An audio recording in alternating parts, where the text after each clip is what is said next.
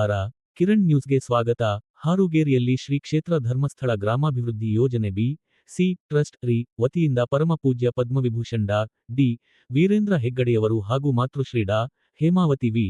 ಹೆಗ್ಗಡೆಯವರ ಆಶ್ರಯದಲ್ಲಿ ಸೃಜನಶೀಲ ಕಾರ್ಯಕ್ರಮದ ಅಂಗವಾಗಿ ಮದುಮಗಳ ಶೃಂಗಾರ ಕಾರ್ಯಕ್ರಮ ಹಾಗೂ ಸಮಾರೋಪ ಸಮಾರಂಭ ಅದ್ದೂರಿಯಾಗಿ ನಡೆಯಿತು. ಕಾರ್ಯಕ್ರಮದಲ್ಲಿ ಭಾಗವಹಿಸಿದ ಮಹಿಳೆಯರು ಉತ್ಸಾಹದಿಂದ ಮದುಮಗಳ ಶೃಂಗಾರ ಸ್ಪರ್ಧೆಯಲ್ಲಿ ತಮ್ಮ ಪ್ರತಿಭೆಯನ್ನು ಪ್ರದರ್ಶಿಸಿದರು.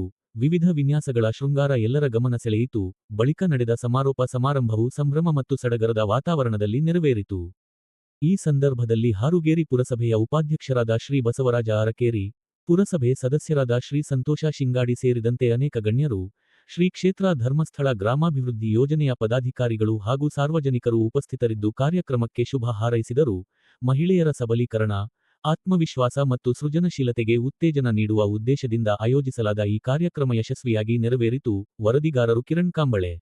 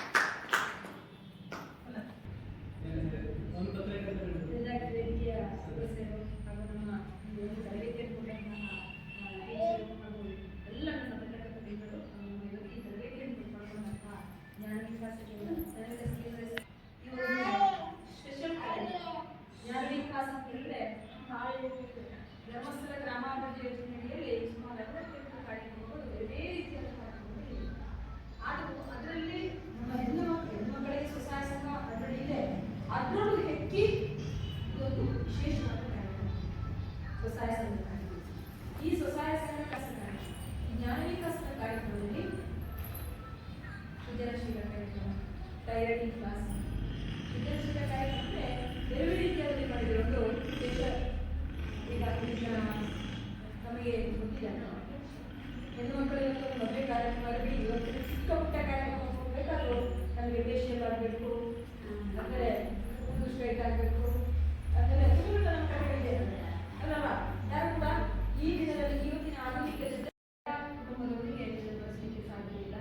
ಆದರೆ ಆ ಬಡ ಕುಟುಂಬದ ಹೆಣ್ಣು ಮಕ್ಕಳು ಆ ಮದುವೆ ಫಂಕ್ಷನ್ಗೆ ಹೋದಾಗ ಅವರಿಗೆ ಜ್ವರ, ಒಳಮನಸ್ಸಿಗೆ ನೋವು ಎಲ್ಲವೂ ಸಹಜ ಅಲ್ವಾ?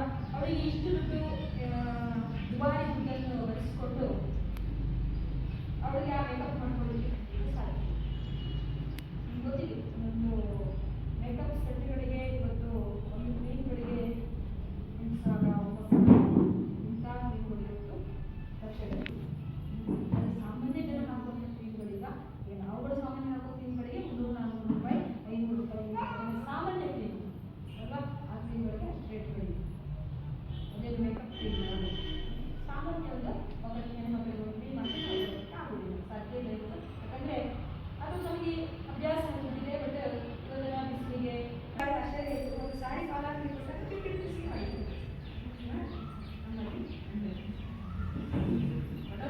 ಒಂದು ಸಾಡಿಯ